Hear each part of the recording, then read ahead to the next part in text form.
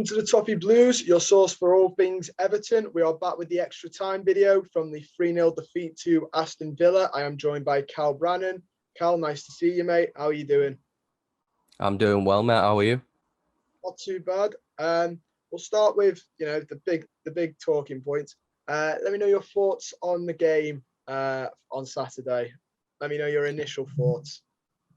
It wasn't good, was it? I think we all knew this day was coming eventually, where we were going to lose. But I think, you know what, I think some of us had some faith that it wouldn't be Villa.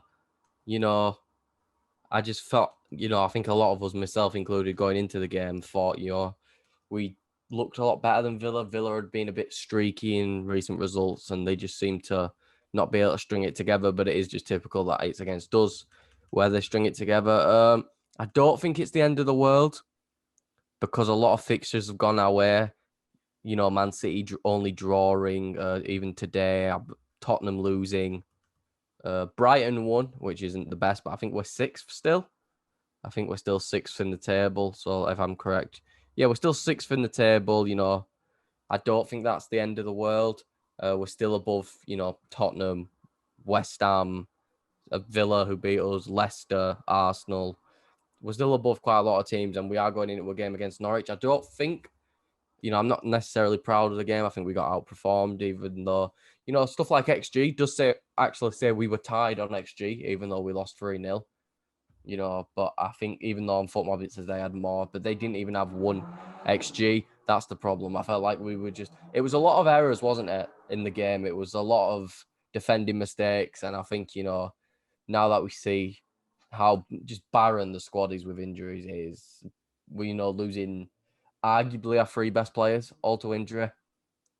I think we're very lucky that our next game's Norwich. I think we're very lucky. I think this is the one time we can have a mini injury crisis and possibly get away with it. We play United, but I don't think we'd beat United with a full squad anyway. We play West Ham and we play Watford, so we might get away with it. We might fluke it, but I also think this shows how desperate we are for squad depth, and that needs to be fixed in January. Because if we have another moment like this during the Christmas period where it's all hectic before the international break, then we could really run into some problems. And I think this game just, was the game that showed that. But lots of props to Villa. I think Villa played very well. They played some good football. They kept trapping us. And I just don't think we were ready. I think we were able to create some chances. Damari Gray had a good chance. There's a few where, Rondon had a header that even here, if I just check, Michael Keane. I think there's a few where I just think we weren't ready for it, personally. I don't think we came in with a real game plan to beat them, especially when we started losing. I think Rafa just tried to keep things the way they were. And, I can't really slate Rafa for anything, but I feel like we should have maybe changed the game plan a little bit when Villa figured it out and tried to get back into the game a little bit more than we did. Instead, we were just caught off guard so quickly. There was and especially just I think the game is massively summed up by the second goal, the Digne own goal, where they basically scored from a corner. It's not like they've scored from a header from a corner, like the corner went in. And it's just such typical Everton, isn't it? That Villa made a change and we couldn't handle that change and they just ripped us to pieces because of it. Yeah, I agree, mate. It was just, I think that did sum it all up.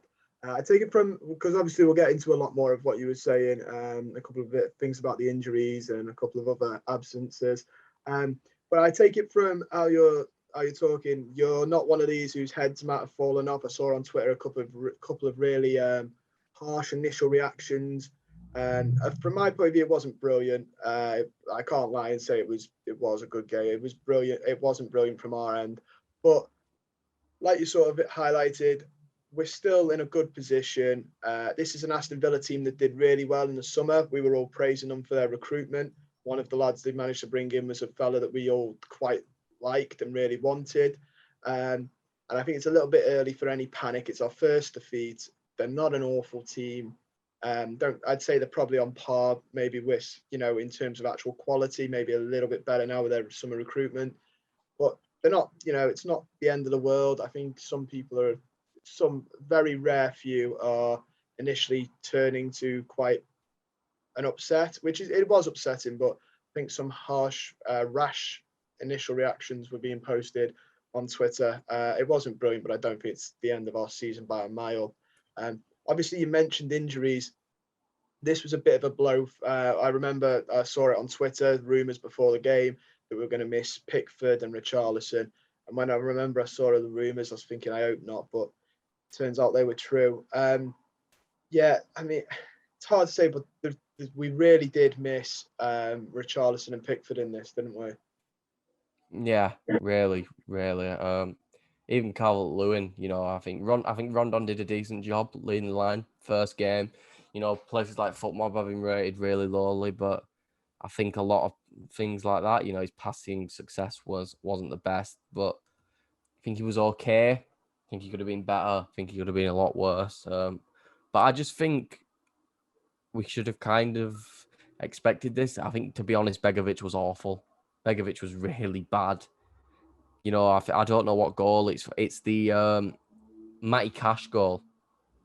I don't know what he's doing. I think because I think it's clear the defender's stopping him from trying to wrap it around Begovic. So I think Begovic should know that's going near post, but he doesn't seem to know, and it just catches him off. It's not me saying Begovic is an awful goalkeeper and that he should never play for Everton again. I think he had a bad game, and I don't think the defence helped him in the slightest. I think Mina was okay. I think Godfrey struggled out at right back, but in the end, he's not a natural right back. I don't know what we expect. Keane wasn't very good. Digne was, I know a lot of the fans who, think that if I say Digne had an awful game, he's going to leave the club in January, are going to start overreacting and panicking. But he had a really bad game. Scored an own goal, got ripped apart by Matty Cash for the first goal. His delivery hasn't been the best. I understand. I understood it last game with Richarlison up front, with not as much of an aerial threat, but Townsend was playing good balls into the box, and I think Townsend and Decore were really good. I think both of them were still good. I think they were the two players that really stood out. I think Iwobi was quite good as well, but I just don't think there was any attacking threat from us besides that one Damari Gray chance, which was Damari Gray basically doing everything by himself. But I just think I think we are ravaged by injury. I don't think people should be overreacting, like you said, and thinking it's the end of the season. I think you've got to look at the players we are missing: Pickford, Calvert-Lewin, Richarlison, and Coleman. And I think, to be honest with you, I think people are going to go, well, you don't know if that's true. I think if we had those players, we win that game. I really do. I don't think Villa was spectacular in the first half. It was the second half when they started to capitalise. I really think we could have capitalised in that first half if we had a bit more attacking talent, but we just didn't. But yeah, fair play to Villa. It's a good win for Villa. I think this win will really start, to supercharge their season. Now they needed a result like this. And I think they just wanted it a little more than we did, and that happens sometimes in football. Yeah, I agree. And we sort of knew the injuries was always going to catch up with us this summer when we didn't sign as many players as we liked. Obviously, I think we were all hoping, praying that if it was going to catch up to us, and I think just assuming it would be closer to the Christmas period because the games come in quick and fast then. And it's normally where Everton tends to pick up injuries. I think that was when Alan, around that winter gap was where Alan and then Decore sort of picked up theirs last year. Obviously, this is a little bit sooner, and it is very unlucky to have our main striker, our backup striker / winger out, and then Jordan Pickford as well. And I've heard that the three of them could be out for a couple of weeks. Obviously, Dominic Calvert-Lewin, I think, might be the longer one of the three, but it looks like we might. I don't think they're going to be back for the Norwich game. I think maybe the United. You never know. Maybe a couple of them.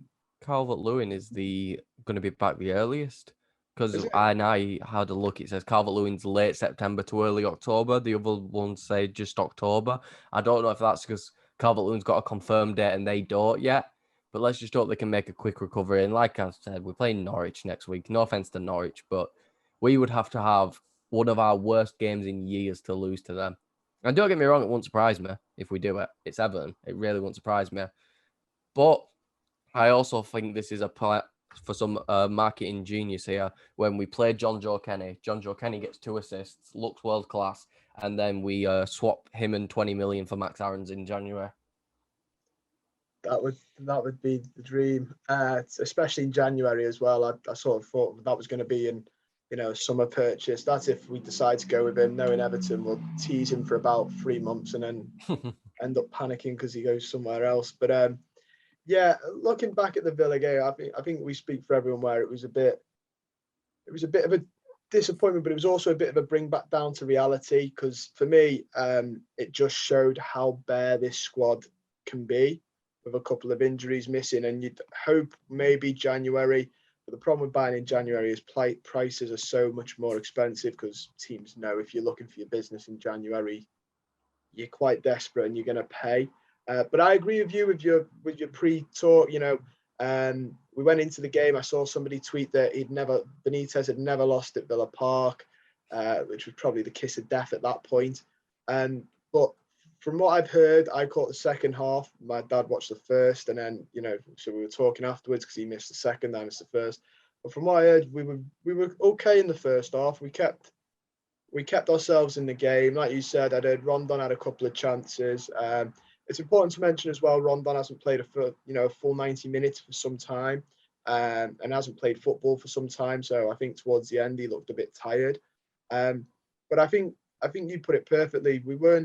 Villa weren't that much better than us. They weren't running rampant. They were just, like you said, Cash, a fantastic goal, but he absolutely ripped Digne apart. The own goal from Digne is just unlucky. And then Leon Bailey's goal, I think it was a matter of, I think we just tried to push, to sort of, if you get another goal, you're still in it type of reaction. Maybe we could steal a late draw, but once his went in, I think that was all she wrote. It was very typical because he just sprinted past all the time in the world and then slotted it.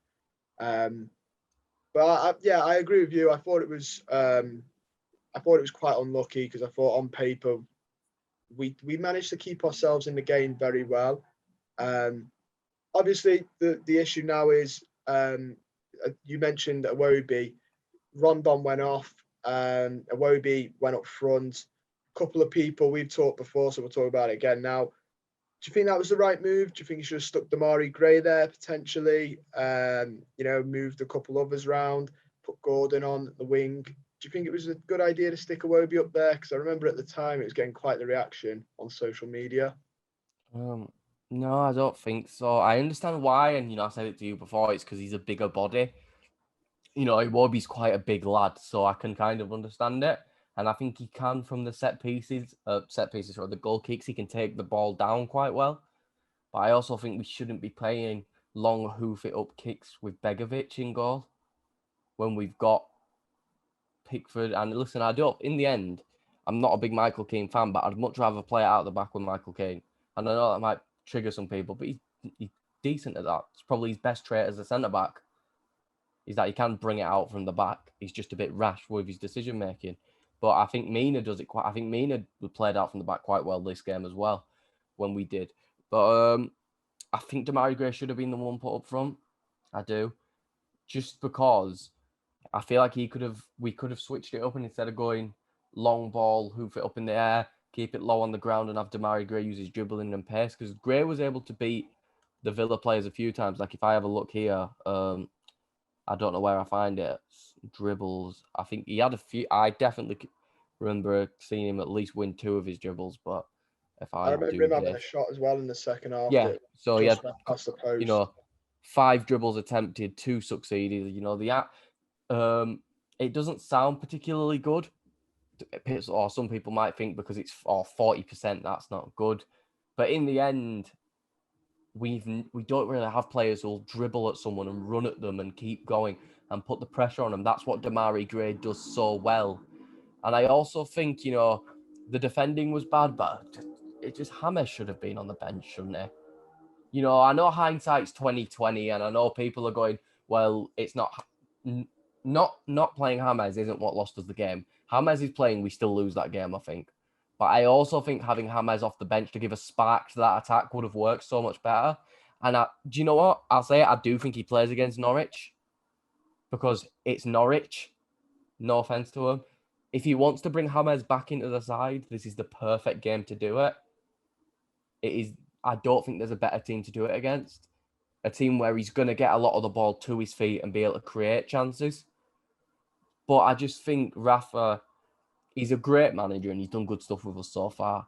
I think there's this like agenda with him and James. I think that's what I think it is. To be honest with you, I don't think it's because he's not training. I just think it is this petty bad relationship. And I understand it. Everyone does it. If I were Rafa and James were like how he was at Real Madrid with me, I'd be the same. But I think he has to realise now that it's such a creative spark. And with all these injuries, we can't not have him in the side anymore. I think he has to. Even if it's just for these few games, because who's going to buy me in January if he doesn't play a single game? His contract's up at the end, isn't it? So he could end up. But I think if he has a really good run in January, he might get lucky and a team might come in then and offer us like $1 million just to take him, and then think it's still £1 million profit, isn't it? Yeah, I was gonna say it's still a profit, and it's his wages off the book too. But I don't know. I think he could have a real impact, especially against Norwich and Watford, even West Ham.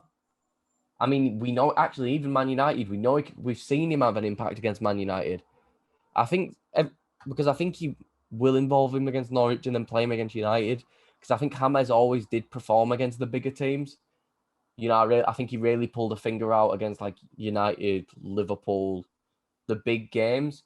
Because I feel like he is a luxury player, and I do feel like those luxury players really perform, like they like the big stage. But I just think that now that we have this just lack of depth, he has to be on the bench. He has to be. There's no choice about it, I don't think, anymore. Well, I was going to get to James Rodriguez because I think while this is going on and while there's all these mumblings, I don't think we will ever be in a place where we don't bring James Rodriguez up in a discussion on the channel until there is some sort of satisfaction or some sort of explanation to his lack of sort of appearances. When I first saw the lineup, I agreed with you. I thought surely he's got to make a bench where Ellis Sims has made it ahead of him coming straight off an injury. Surely James Rodriguez gets there. Rafa Benitez did say, though, in his post-match that it was down to James Rodriguez that he didn't play. Apparently, he doesn't want to risk a muscle injury. So he said that he didn't want to play.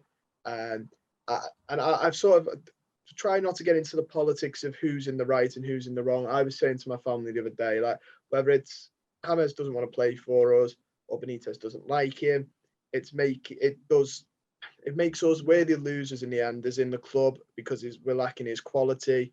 And the fans who pay to potentially want to go see him, he brought in a lot of Colombian, South American fans who, supported Everton to see him.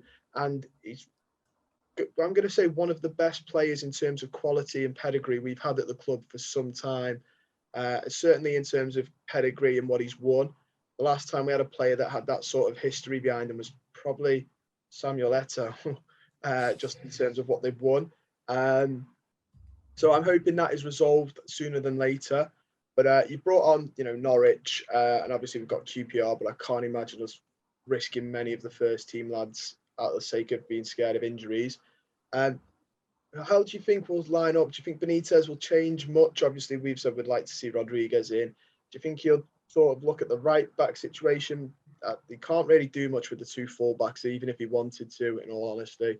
I was going to say, what do you think he'd do about the left? But unless he brings Lewis Gibson, if he's not out on loan, I think he's going to struggle to fix the left-hand side of us. Do you think he'll stay with the same lineup, Rondon up front, the exact same? Or do you think he'll change it up a little bit? And how much can he change it up? I'm going to try speaking to the reality that James is going to play. Because, I feel like even Damari Gray up front with Iwobi, James and Townsend would be better. No offense to Rondon. But I think Norwich really struggle with those type of... I mean, look at how much they struggled with Ismail Assar. I think Damari Gray is a prime example of that. They can't handle really pacey players with a good finish. It might just be a few games, but so far Damari Gray has been just that. So I do think it would be smart. I also think, James playing in behind Demarai Gray is just please. It's something I want to see at least once. I think it's just the perfect. It's like I said to you, it's the perfect situation to get him in, isn't it? Because in the end, when is he going to have, no offense, in the Premier League, an easier game? Norwich have still got 0 points, I think. Their goal difference is ridiculously bad. They've lost 15 games in a row. And I'm not saying Everton should go in saying, yep, we've won this game, easy peasy, let's go. Hopefully not. I don't think Rafa makes us play like that. I think we'll still take Norwich seriously, but I think we also then know that there is going to be more leeway. Norwich can be dangerous going forward. They can, but I also think that defence is absolutely dreadful. So I just think the lineup should be... even Kenny maybe gets a start because I'd prefer to see Godfrey at centre-back. I can imagine it will be the same though. Same goalkeeper, backline, midfield, and midfielders in Iwobi, Alan, Doucouré, Townsend. And then maybe it might be James and Gray, or it could be Gray and Rondon again. But I wouldn't mind the same lineup again. I do think this lineup can beat Norwich. I think obviously there's a big gap in quality between Villa and Norwich, but I think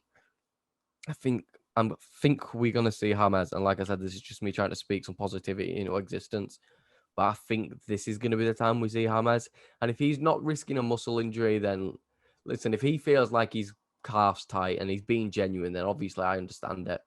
But if it is James now just throwing his toys out of the pram, then I understand him not playing if that's how he's going to be. Well, we spoke about injuries. This is typical Everton. As much as Benitez never losing to Villa Park, there was some praise about Paco de Miguel. I'm going to pronounce it, although I think I've done that wrong. Benitez's assistant, who's very good at fitness. And there was raving about him. There's an article written about him. I think maybe by The Athletic, but I can't be too sure. Apologies if it's not. About how good he was, how good he is at coping with injuries. And then in the space of 24 hours, 3 of the first team members all pull out with injuries. Do you think this is a problem moving forward in terms of injuries? Or do you think it's just Everton being extremely unlucky? I know Richarlison's is apparently caused by Tarkowski's challenge, which looking back is not a surprise. But I'm thinking more Seamus Coleman and Pickford. I think the problem with it, though, is, for example, Pickford's is a shoulder. And I think, I can tell you what's happened. Going off logic, he's dived and landed on his shoulder wrong, hasn't he? That's probably what's happened. I don't think Paco can control that. Coleman already had an injury, and I feel like that might be more Rafa's fault for playing him through it. Calvert-Lewin has had an injury the entire time. He got it in. It was the toe, and then the hamstring was England, wasn't it? So the guy, it's not the poor guy's fault. He is a good. To put it simply, I think the players look a lot fitter. These players can handle 90 minutes a lot easier than they could last season. So the guy's clearly having an impact. Obviously, Rondon was knackered, but like you said to me before, he hasn't played since May. I think Doucouré's always had ridiculous stamina, but like the guy doesn't stop for 90 full minutes. Demarai Gray has bags of energy. I think Townsend has bags of energy. I think he's good at his job. And I do think, because in the end, dealing with injuries means you have to get injuries to deal with them. So I think what that means is when the players are injured, he's there to get them back to fully fit to the point where they don't just get injured again, which is always a problem with us. A player gets injured, we rush them back, and they get injured again. I feel like with him here, that won't be a problem.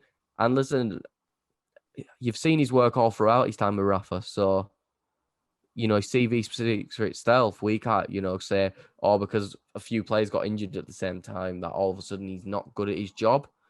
I think he is good at his job. And I think as well, he's only been here a short amount of time. So I think there's no point in overreacting. I think just let the guy get his job done. Don't start blaming fitness coaches who are going to do the job because we just lost one game and we're getting a few injuries. it would be typical Everton, wouldn't it, for us to just start all melting down after losing one game? I don't think it's necessary. I don't think this is just me trying to be optimistic. I think this is just using common sense. There's no point melting down this. If we lose to Norwich, melt down. I'm fine with it because we shouldn't lose to Norwich. If we lose to Norwich, a meltdown, even drawing to Norwich is reason for a meltdown. But losing to a very good side who've only got, who even before the summer had a squad on par with us and then improved massively, I think in the end, we should expect stuff like this. And we haven't won at Villa Park since the last time we were in the Premier League. So I think all those factors, not even just Villa Park, sorry, we haven't beat Villa since they've come back. So, you know, even when they almost got relegated, so I think there is certain things that are a reason for concern, but I don't think it's on the fitness side. Yeah, we've got a few injuries, but I just think it's us being unlucky. And then I think it's also maybe the players being overworked because we just don't have the squad depth. But at the same time, that's not the fitness coach's fault. No, I agree. I think we've just been unlucky, and Villa have certainly in recent years been a bit of a bogey team. I think we're all, well aware of the beat Villa and we go top tweet a couple of seasons ago. Sort of behaviour. Villa do seem to be a bit of our bogey team at the minute. We are going to leave it there though for the extra time, Cal. It's been an absolute pleasure to have you on. Thank you very much. No worries. Don't forget, everybody watching or listening, you can like the video, subscribe, comment down below your thoughts on the Aston Villa game. I'm sure many of you have a lot of thoughts and opinions on it. Hopefully now you've all had a time to sort of digest the result and let us know your thoughts down below. Don't forget as well, if you want to buy any of your Everton merchandise, you can do it through the link in the description to the Everton Direct shop. Helps us out massively on the channel and we really appreciate it. And stay safe.